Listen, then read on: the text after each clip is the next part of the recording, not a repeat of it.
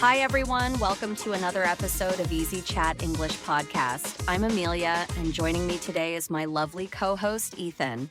Hi, everyone. It's great to be here again. Today, we're diving into a topic that's close to both our hearts, reading. Specifically, we're going to chat about the age-old debate, ebooks versus paper books. That's right. Whether you love the smell of traditional books or the convenience of an e-reader, there's something for everyone.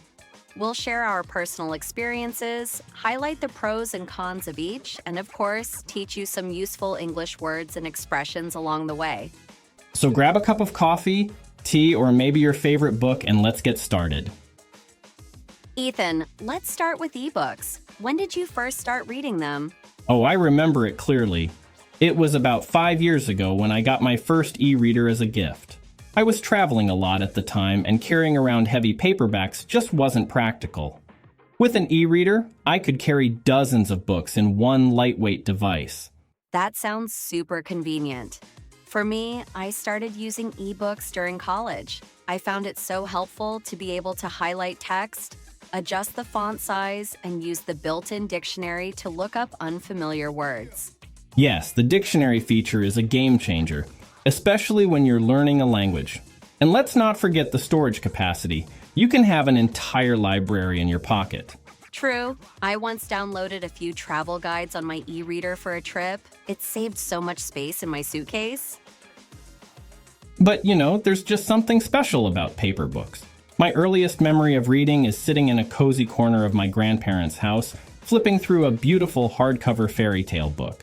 The smell of the pages, it's unforgettable. I completely agree. I used to dog-ear the pages of my favorite paperbacks as a kid, even though my mom told me not to. I loved going to the bookstore, picking out a new story, and then spending hours reading it. Same here. I still enjoy browsing bookstores and holding a book in my hands. There's a sense of nostalgia that you just don't get with ebooks. Okay, let's talk about the benefits of ebooks. For starters, they're so portable. You can take them anywhere. Exactly. They're also more environmentally friendly since no paper is used. Plus, they're often more cost-effective. You can buy or even rent ebooks for much less than paper books. That's true. And let's not forget the instant access. If you finish a book at midnight, you can immediately download a new one without waiting for a store to open. Oh, and the search function. It's so handy when you're trying to find a specific quote or reference in a book. But let's not overlook the benefits of paper books. There's something about the tactile experience, the weight of the book, the texture of the pages that makes reading so enjoyable.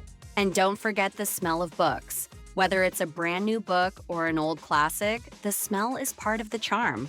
Absolutely. Paper books also have an emotional value. They can be passed down as heirlooms or gifted to someone special. And they make great decorations. A bookshelf filled with colorful spines can brighten up any room. Of course, no format is perfect. Ebooks can be challenging because of screen glare and battery life. Yes, and some people, including me, get screen fatigue from looking at digital devices for too long.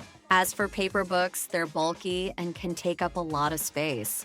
Moving a large collection of books can be a real headache. Not to mention, they can be fragile. I've accidentally spilled coffee on a few paperbacks before. Let's talk about some popular tools for reading. For ebooks, there's Kindle, of course, but also apps like Apple Books and Google Play Books. And don't forget about audiobooks. They're a great option for people who prefer listening to stories. True. As for paper books, certain genres like photography or cookbooks really shine in a physical format. The visuals just look better on paper. Agreed. And there's something magical about exploring a library or a secondhand bookstore. It's like a treasure hunt. So what's our final take? I think the best approach is to embrace both formats. Each has its strengths and they can complement each other perfectly.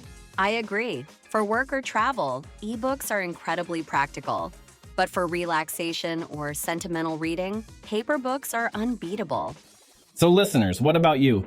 Are you team ebook or team paper book, or maybe both? Let us know in the comments or on our social media. And don't forget to check out the vocabulary list from today's episode. There's a link in the description. Thanks for tuning in. Happy reading, everyone. See See you next time on Easy Chat English Podcast.